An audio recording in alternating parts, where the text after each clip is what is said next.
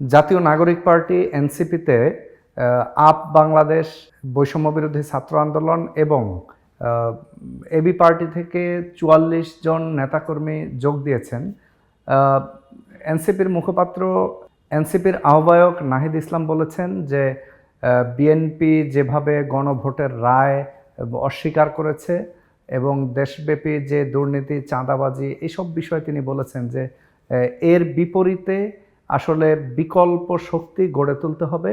এই বিকল্প শক্তি গড়ে তোলার অংশ হিসেবেই এই নেতাকর্মীরা, বিভিন্ন দলের নেতাকর্মীরা এখানে এই এনসিপিতে যোগ দিয়েছেন। এইগুলোর নেতাকর্মীরা কোথায় যোগ দিয়েছেন বা দেননি, এটা আসলে অন্য কারো আসলে ওইভাবে বলার বিষয় না।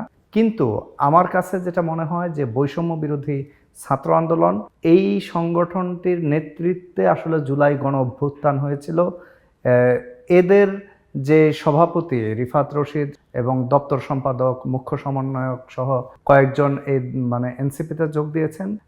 এই বিষয়টি আসলে এইভাবে না করলেও হতো যে এই বৈষম্য বিরোধী ছাত্র আন্দোলন এটা শুরু থেকেই আসলে জুলাই গণ অভ্যুত্থানের নেতৃত্ব দিয়েছিল এবং গণ অভ্যুত্থান পরবর্তী সময়েও আসলে একটা প্রেসার গ্রুপ বা এই টাইপের আসলে বিষয় ছিল। কিন্তু এই দলের সভাপতি, দপ্তর সম্পাদক, মুখ্য সমন্বয়ক সহকারে যেভাবে আসলে হুট করে অন্য একটি দলে যোগদান করলেন, এই বিষয়টি আসলে শোভনীয় নয়। এবং বৈষম্য বিরোধী ছাত্র আন্দোলনের যে বর্তমান কেন্দ্রীয় কমিটি, এই কেন্দ্রীয় কমিটি স্থগিত করা হয়েছে।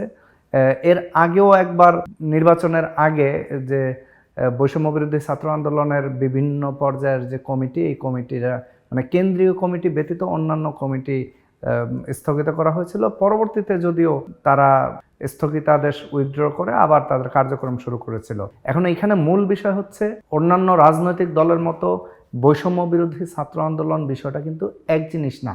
এরা যদি কোনো দলে যোগদান করতে চায় বা দল বিলুপ্ত করতে চায়, ঠিক আছে, তো সেই বিষয়টি তারা করতে পারে, কিন্তু আসলে তাদের জন্য কোনো রাজনৈতিক দলে যাওয়াটা শোভনীয় নয়। কারণ তারা কোনো একটা পক্ষের হয়ে যাবে, কোনো একটা সীমিত পক্ষের হয়ে যাবে। এই বিষয়টা আসলে জুলাইয়ের সময় যারা আন্দোলনে ছিল, সংগ্রামে ছিল এবং বৈষম্য বিরোধী ছাত্র আন্দোলনকে সমর্থন করেছিল, তারা এই বিষয়টা কোনোভাবেই আসলে আশা করে না। বৈষম্য বিরোধী ছাত্র আন্দোলন কোনো দলে যাওয়ার বদলে তারা যদি তাদের সংগঠনটাকেই আরো শক্তিশালী করে, সেই বিষয়টাই হচ্ছে বুদ্ধিমানের কাজ।